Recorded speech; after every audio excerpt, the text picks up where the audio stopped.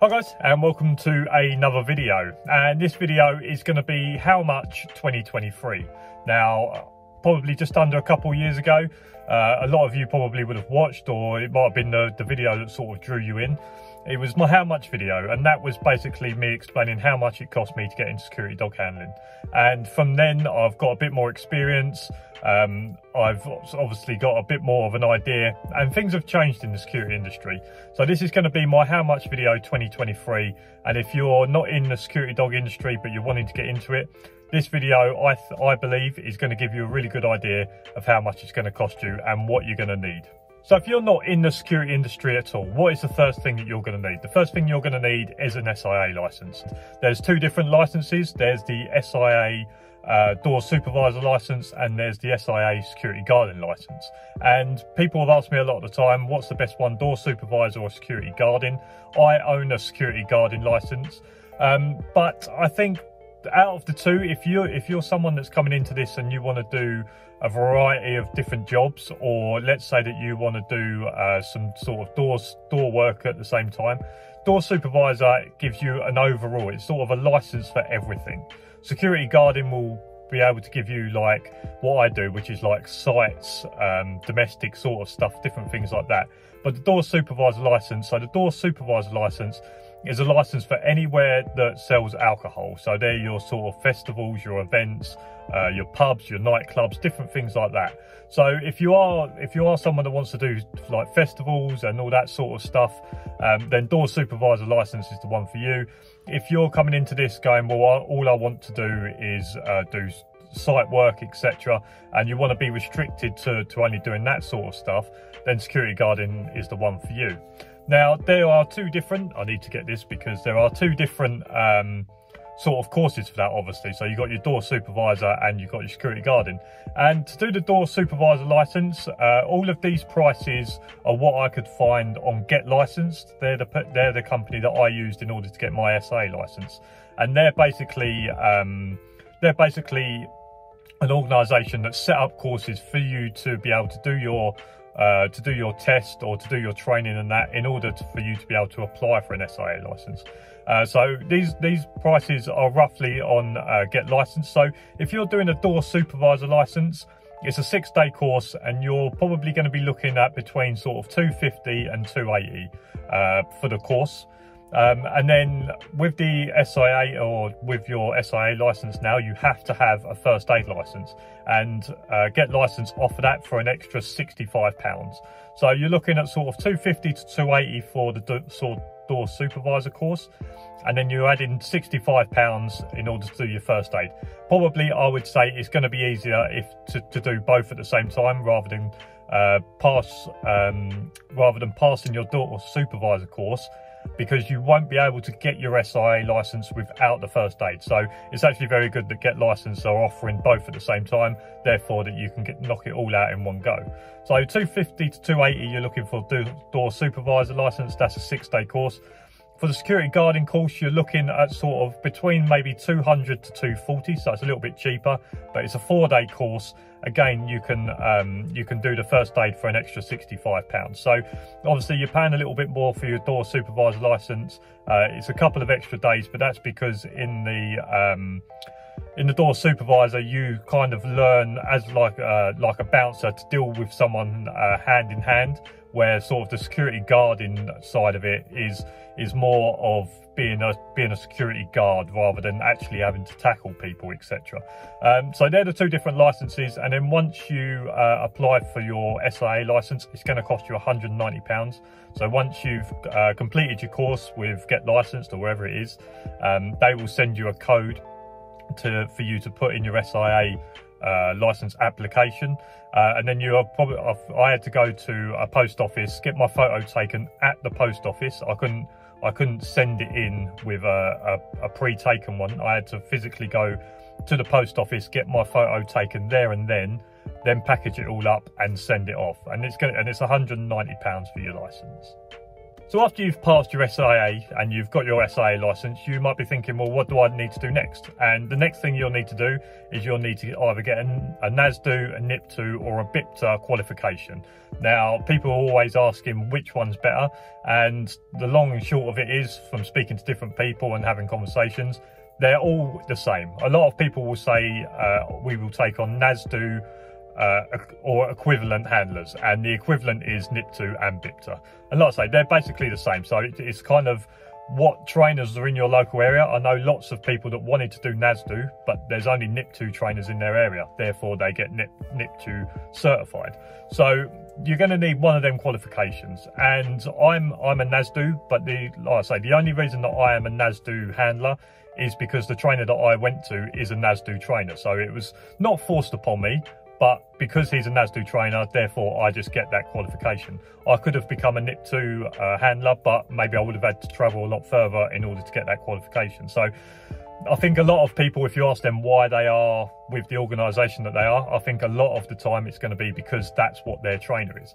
So typically, what are you going to be looking at in order to get your NASDO qualification? Now, I'm not a massive fan of them, but what you can do now is there's like a week intense courses. So there are week intense courses up and down the country, and basically what that'll be, it'll be like a 5-6 day course, and it will be sort of, as far as I understand it, because I've never done it, it's going to be like 4 to 5 days of sort of theory and practical training and learning different things and doing scenario training, etc. And on the last day, there's going to be 2 exams. You're going to have your security guardian exam and your dog handler exam. So with NASDO, you get them too. So although you have your SIA license and you've passed that side, even with NASDO, you still get a security guardian exam that you have to pass. And off the top of my head, they are 40 questions each. So there's 80 questions exams, 2 exams, 40 each, and you have a certain amount, I believe it's like maybe 35 out of 40, I think you have to get on each in order to pass. I might be a little bit wrong, that's off the top of my head. So that's the sort of course you're going to need to do.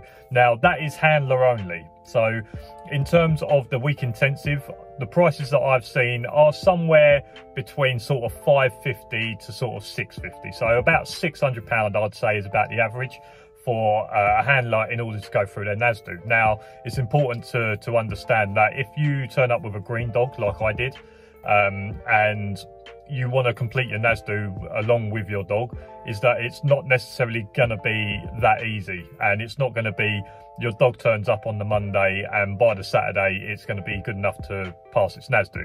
Very unlikely, I'd say nearly impossibly, that is going to happen. So what are you going to have to do there? So the way in which I did it is I done my NASDO over sort of a 4 to 6 month period, and that involved a lot of training, going to extra training sessions, that involved doing lots of sort of home training, different things like that. So although my NASDO was around sort of £500 to £600, I had extra sessions that I wanted to do. So with NASDO, you have to do, or I believe with the others as well, you have to do 60 guided learning hours. And when I say guided learning hours, that doesn't include sort of lunchtime. So if you turn up to training and you're there for, let's say, 7 hours, but you have an hour for lunch and you have an hour break throughout the session, then them 2 hours come off. So you only have 5 guided learning hours. So you need to do 60 guided learning hours, not including any breaks. And me, I done 105. So I done extra sessions on top of that. And off the top of my head, or off the top of what I can remember, that roughly was about £360 on top of my NASDO. So I'm up near the £1,000 mark in order to get my NASDO, but that's because I done it with my dog and I had to do extra sessions and I had to do it over a longer period of time in order for my dog to get up to the standard.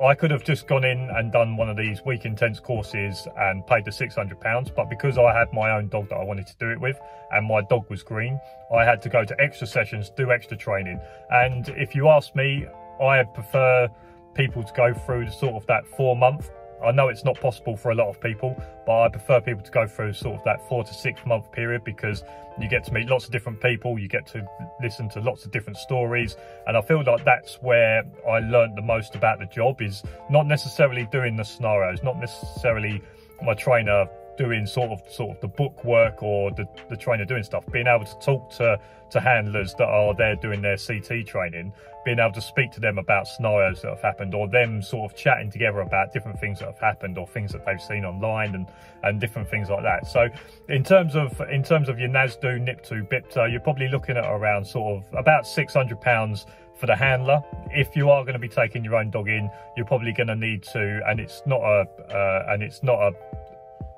a pre-trained dog or whatever, it's quite a green dog, you're going to be looking to spend a little bit more on some extra sessions to get the dog up to speed. So next, what are you going to need to spend? So in terms of the dog, so I've got sort of 3 different things that you're probably going to need for the dog. So obviously you're going to need the dog itself, and the dog, you can get like a £400 puppy, and you could raise it through the first year and then go to a trainer and start doing your NASDU from a year old. So every dog that goes through NASDU can only start their NASDU at 1 year old. They can't start at 8 months, 10 months, no matter how good they are, no matter whether they're really good on a sleeve or whatever it is. No dog can start their NASDU before 1 year old. So you can go down the route of getting a puppy for £400 or however much puppies are, all the way up to buying a fully trained dog. And I'm not sure, different dogs have different prices depending on what they're trained in, etc. I've put a ballpark figure of about £3,000. So you could go from anywhere from maybe like £400 to £3,000. And that's how much the dog's going to cost. And I think for a first-time handler, I know it's important that you have a fully trained dog, etc. But the one thing that I did learn a lot through doing it with my own dog is teaching a dog how to do this work, and learning how to teach a dog. So therefore, when I get my next dog or whatever it is, I've already got some experience in training this way. It's not something that I need to learn again. I feel like if you buy a fully trained dog, you miss out on the actual training of the dog in order to get to where they need to be. So I understand that lots of people, if they want to get into the industry fast and they want to do the week intense and they want to buy a fully trained dog, I understand that side of it. But in terms of becoming an all-round handler or different things like that, I feel like that learning to do it over a 4 or 6 month period, and learning to train a dog that is green all the way up to being able to do sort of protection work or article search work or patrol work, etc. I feel like that's something that really helps you. And something else you're going to need is you're going to need a crate. So you guys can see the double crate I've got behind me here. Obviously in a van I can fit this double crate. I wouldn't be able to fit this in a normal car, etc. So in terms of crates, now you can go on Facebook. I'll put some pictures of some groups here because I can't remember them off the top of my head. There are Facebook groups where you can pick up second-hand cages, and I'd say for a decent second-hand cage, you're probably looking at about £400 as a ballpark figure. Obviously, if you get a reasonably new one, they'll be more expensive. If you get one that's maybe needs some work doing to it, obviously they're going to be a little bit cheaper. But as a ballpark figure, you're going to be looking at about £400, and they're the single sort of trans canine cages. So trans canine are a very popular make. A lot of them do singles and doubles, but even the singles in them can be about £400. So you've got sort of trans canine, Lintron. You can have custom ones. So although I say £400, you could get custom ones that are maybe like £1,800, £2,000 that are specially made for your van, etc. But you're going to be needing a crate or a cage, whatever way you want to put it. And I'd say typically they're going to cost you about £400. Now, the safety of your dog in a crash, or the safety of other people, making sure that the dog can't break out of the cage, is quite paramount. A lot of people think that these cages here are to protect the people from the dog, making sure the dog doesn't escape and get to people. And although that is true, 95% of this cage is for the protection of my dog in a car crash, or if someone tries to smash the van up or whatever it is. 95% of this cage is to protect the dog from other people or other situations. It's not to protect people from the dog. So I'd say, look, you're looking at around £400. Trans Canine, Lintron are the two popular names that come to my head. But then you can also get sort of custom ones as well. And the last thing that's specifically more for the dog is the dog equipment. So how much are you going to be looking to spend on dog equipment? And you're probably going to be, I've ballparked it around £150. So you're going to be needing things like a collar, like a tactical working collar. You can pick them up probably anywhere from maybe like £25 to £65, depending on which way you want to go or things like that. You're going to be needing a couple of leads, so you're going to need a lead and a backup lead, because obviously if you're working and your lead snaps, you need to have a backup one in order to carry on working. You're going to be needing things like a muzzle, a long line, different things like that. So I've ballparked sort of dog equipment around £150. Like I say, there's going to be cheaper. Everything that I'm going to speak about coming up is that, look, this is kind of a ballpark figure. There's lots of decent, cheaper options, but there are also some sort of higher end options. And depending on how much you can afford, because I understand that it can be quite expensive to get started. I understand that some people will be able to buy the higher end stuff and some people will need to go for the cheaper. So I've ballparked it around £150, did I say? Yeah, about £150. But obviously, like I say, you can go as expensive or reasonably cheap as you like.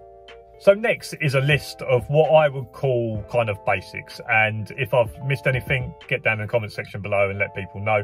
But this is my kind of list of absolute basics that you're going to kind of need to get started. And as you go through working, you'll maybe work out that you're missing some stuff, or you could do with this and you'll add it on. But in terms of absolute basics of what you're going to need, I've put a list together, and people can choose whether they want to have it or not, but this is kind of my basic list. So a body camera. So if people that have been following my channel for a while, or people that if you watch some more videos, you will know that I'm quite big on body cameras, because it's your chance to get evidence against the person that's in front of you.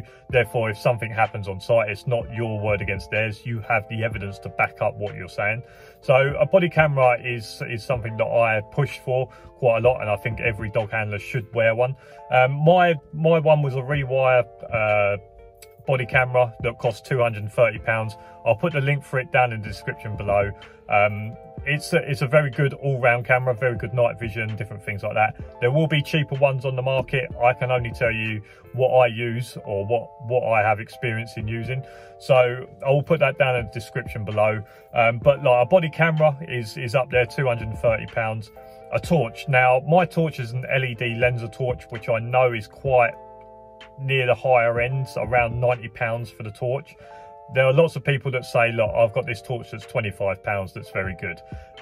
Something that someone said to me earlier when I was speaking to them about this video, and something that I've said from quite early on, is that buying decent stuff at the start can stop repeat purchases. So I'm not saying that the £25 torches are bad, but I'm saying that sometimes quality does talk and quality costs money. So I have an LED Lenser torch that's £90. I've had it for over 2 years now. It's been absolutely great, no problems with it whatsoever. So there's obviously torch, but obviously, like I say, you can go as cheap and as expensive as you want, but having a decent torch is very good. You don't want to be the security guard that's trying to talk to someone using their iPhone torch. Having a good torch with very good lumens. I'm not sure exactly what really good lumens is. Around 1,000 to 1,200 lumens. I don't know. I think that's pretty good. So making sure you've got a decent torch, so that when you need to use it on site and that, it's good, it's powerful, and you can see everything that you want, and you're not using your iPhone torch. And you're going to need a vehicle. So you're going to need a van or a car. And lots of people ask, like, what's best? I started off with a 4x4, but ever since I've been using a van, I've found it much better, to be honest. So you're looking either a van or a 4x4. look, if you're just getting started, you just need a smallish van. I have a Volkswagen Caddy, sort of something like a Transit Connect, something that's quite small that you can fit maybe a double cage in, etc. So van, if you're going for a car, you're probably going to be wanting to get something like a 4x4, sort of maybe a 4x4 or a truck. Obviously with 4x4s and truck, the miles per gallon, like the fuel economy, isn't that great. That's something you need to keep in mind as well, which is why vans are sometimes better, because you can maybe get somewhere near like the 50 miles per gallon 50 miles per gallon out of it, rather than sort of 4x4s and trucks where you're down at like the 20 to 30 miles per gallon. So having something that's really good on fuel, vans are obviously very good at that, because they're sort of made for sort of long journeys or different things like that. So if you are going to be going down the car route, making sure you get something that's going to be big enough. I would say if you're going to be going down the car route, get something like an estate, like a Vauxhall estate, or obviously loads of different brands make their estates, but having something with a big boot, maybe even something that you can fold the seats down, a big boot where you can still fold the seats down. But yeah, I think the most popular vehicles that you'll see in this job are going to be vans, or they're going to be estate cars. Not many people have trucks due to the miles per gallon, because if you are traveling maybe an hour every day to work, or maybe an hour and a half every day to work there and back, so like 3 hours driving, obviously having something that's 50 miles per gallon is much better than something that's 20 miles per gallon, especially with sort of the fuel prices nowadays, and being able to keep down your costs so that you're not spending any extra money in order to get to work. Because that's something that you have to think about as well, is that when you leave work, you don't want to be wasting money getting home because you've got a nice flash 4x4 that does 20 miles per gallon. I'd rather have something like a van or whatever it is that does 50 miles per gallon, and less pound notes be coming out my exhaust as I'm driving home or driving to work. Own clothing. So own clothing, when like with me, with Prestige, they do give me uniform, which is sort of like tops, jumpers, like t-shirts, jumpers, different things like that. But I like wearing my own trousers because I have sort of the slim fit combat. So in terms of your own clothing, I've put a ballpark figure of about £300, and for me that is boots. So again, with boots, you can buy £180 Magnum boots, which seem to be very popular with people, all the way down to probably you can go to Screwfix and pick some boots up for about £40. Now obviously it depends on what on how much money you've got to spend, but you can spend from 180 probably down to like 40 quid. So you've got boots, then you've got maybe you'll buy some wool socks. If you've listened to previous podcasts and things like that I've done, maybe you'll buy some wool socks.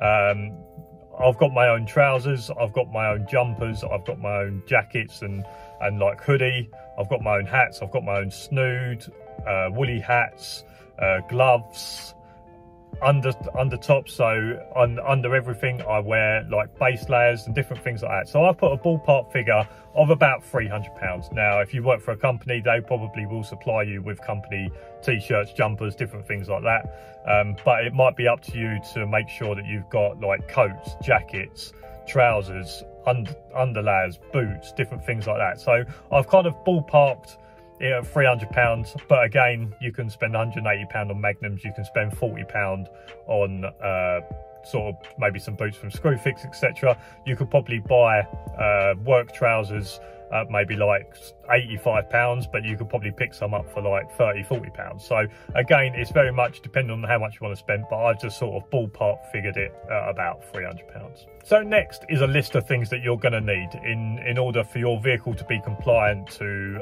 the BS 8517. If I've got that wrong, I apologise, that was literally off the top of my head. And so you're going to need a first aid kit. So you're going to need a first aid kit for you and the dog. A lot of first aid kits are pretty good. As long as you've got some extra stuff for the dog, you can have like a human first aid kit and then add some stuff in for the dog and different things like that. But you're going to need a first aid kit for you and the dog. You can pick them up, the human ones, up for about £17 on Amazon. You're going to need a fire extinguisher. So you need a fire extinguisher. You can pick them up for about £12. High-vis tactical vest for yourself. Now again, with high-vis tactical vest, you can spend probably 70 to 80 pounds on like a top of the range one or like a named one, but you can go to Amazon and pick them up for like 35-40 pounds. And when I say to get a high vis, I prefer to have the tactical ones. I know if you've listened to podcasts and that, Aaron has one of like just the cheap pullover ones that he has, but I prefer to have the tactical ones with all the pockets and different things like that. So you're going to need a high vis vest. I'm a pusher for stab vests, and you can pick good ones up for about £80. Now, when I say second-hand ones, I mean like police issued ones. So if you go onto the online and different things like that, if you put like ex-police issue stab vests, you can pick them up for about £80. That's a ballpark figure of about £80, and none of them are going to be ones that have been perforated. None of them that are going to be second-hand, as in they've got perforations of a knife wound or whatever it is. So you can do that, or you can probably go and buy brand new, but then you're probably looking up near sort of the £200 to £300 mark. So stab vest is something that I push for. You can probably pick a decent one up for about 80 quid. And then magnetic car van stickers. So you guys might see around in my videos, you might see around that I have 2 triangle dog warning signs and a dog unit sign. And on your vehicle, you're going to need them signs on every entry exit for the dog. So on every entry exit for the dog, you're going to need a sticker on the outside. So either a magnetic one or sign written, so obviously stuck onto the vehicle. And something that I didn't think about, but you can put in there, is cage signs. Now, I get these off my trainer. They're reasonably cheap. You can probably pick them up for about £5 to £10 each. So people have had a lot of struggle trying to get hold of them, so I have got and sent them to people in the past. If they contact me and they send me the money before, I have sent them out to people. But yeah, cage signs is something that I've only just thought about because I'm looking at it in the video. So in total, how much is all that gonna cost? So in all of my sort of ballpark figures, all of that comes to £2,454 plus the dog plus the vehicle. The reason I put plus dog plus vehicle is because you can spend 400 to 3 grand on the dog.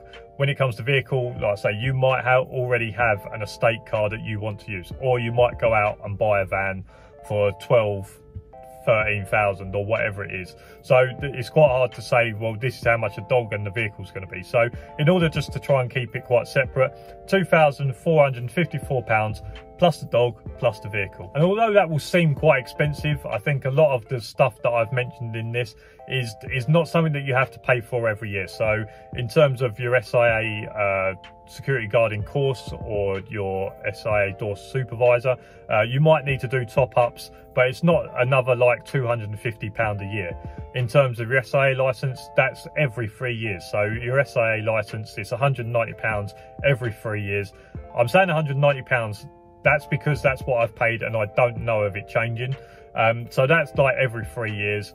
In terms of like your NASDU, you'll need to do sort of your annual team certificate for you and the dog, which costs around a session plus maybe like 25 quid. So it's not as if you're going to be paying like £100, £200 of NASDU every year. So once you get into the industry, like if you buy a decent torch and if you buy decent clothing, you buy a decent body camera, what else is on here? If you buy a decent tactical vest, it's like this stuff is not something that you have to replace every year. It's maybe something that you might need to replace every 5 years, 10 years, whatever it is. So although a lot of it seems quite expensive to get started, it's not something that's an ongoing cost. Like I've still got the same torch, I'll still wear the same clothing basically from a couple of years ago. So although it's quite expensive to get into, it doesn't cost that much in order when you get into it. Right, just some extras. So there are some extras that maybe you will need to pay out, depends on what road you sort of go down. And one of them is public liability insurance. And public liability insurance is something, if you are self-employed as a dog handler, you are going to be required that in order to work. In terms of me as a PAYE dog handler, Prestige Guardian have insurance that covers me whilst I'm working. Now that does mean that they don't have their insurance doesn't cover me when I go home and that. So if I want to have public liability for when I'm not working, obviously I need to pay for that myself, and that will depend on lots of different things. It's quite hard to put a ballpark figure on it. People in the comment section below can put down what they pay for public liability insurance, but that is something that you're going to need if you're a sole trader or a self-employed dog handler. If you are going into PAYE, the company you work for will have insurance that covers you whilst you're at work, but obviously once you leave work and you're walking your dog around the park, or the postman's coming to your house, etc., their public liability will not cover you whilst you're there. Things like vaccinations. So you've got sort of your annual boosters that you're going to need to get your dog done, and kennel cough. And this is something that a lot of people have only found out when they've come into NAS doing different things like that, and it's something that I never had before in terms of the kennel cough. So you have to have your dog with its annual jabs, and you have to have kennel cough as well. And I know Terry told me that I needed to get kennel cough, so I did, but I know that there are other people that have gone to these week intense courses with their dog, and the trainers have asked to see vaccination and kennel cough vaccination certificates to say that they're up to date, etc. So you do have that annual going on, so you have to make sure your dog is jabbed and your dog that has the kennel cough jab as well. So that's sort of an ongoing cost. And then if you're someone like me that had to bring your dog along and do some training outside, there may be some training things that you want to buy. For Dog Trainers is a website that I got my sort of stuff off, and they're different things like bite sleeve and bite cushions. I've got one here. So in terms of like bite sleeves, bite cushions, what was it? My sleeve was 110, the bite bar was 40. This I believe was somewhere between sort of 20 to 30 pounds. And like I say, if you're going to be doing some sort of home training, or doing some training away from sort of your trainer and that, maybe you want to buy some things like this. You can buy even small ones that I've got. So something like this is something if you want to teach the dog to maybe find something, or you're doing sort of some retrieve stuff, different things like that. This was about 12 quid, I think. So yeah, there may be some ongoing, there may be some things you want to buy, but like I say, they're very much extras. And the last thing I'm going to mention is a patrol bag. So I have a patrol bag that I have in the van that I move stuff to and from when I go home, that things like my lunches and different things like that. It's got my cables, my cameras and all that in there. Now anyone has probably an old backpack or an old overnight bag that they could use for that. I mean, when it comes to lunches and that, you could probably just move your stuff with a carrier bag. So I haven't put it in the list of stuff. It might be something that you want to add on later. Patrol bags you can probably pick up between maybe 20 and 60 pounds depending on the size. But that's one of the last things, like having a patrol bag, so making sure that when you go in, all you have to do is bring that bag back out and everything stays in and out. And like I say, I don't have everything in there in terms of like paperwork and that stays in the bag above my head, etc. But there's going to be things like, you know, all your phone stuff, all of your electronics, all of your lunch stuff and different things like that. So a patrol bag's probably one of the last things that I'd say. So guys, that is my how much 2023. Now I think it's a bit of an improvement on the last video I've done, bringing some new stuff with a bit more experience, but also updating sort of the prices and different things like that. So that is what I would say it's typically going to cost you to get into security dog handling in 2023. Like I say, you can go as expensive or as cheap as you want with most of the stuff. My advice is, if you're going to buy something that's good quality, that's going to last you a long time. Don't do repeat purchases every year, every couple of years, different things like that. So I want to thank you all for watching. If you like this video, make sure you give it a thumbs up, subscribe down below for loads more videos. If you've got any comments or anything you think I've missed, put them down in the comment section below. And down in the below as well is my Patreon. If you like what I do and you like the messages that I get out, or even if you're watching this video and you feel like I've really helped you, from a £3 a month, you can help support what I do. The link for that is going to be down in the description below. But I want to thank you all for watching, and I'll see you again next time. See you later. Bye.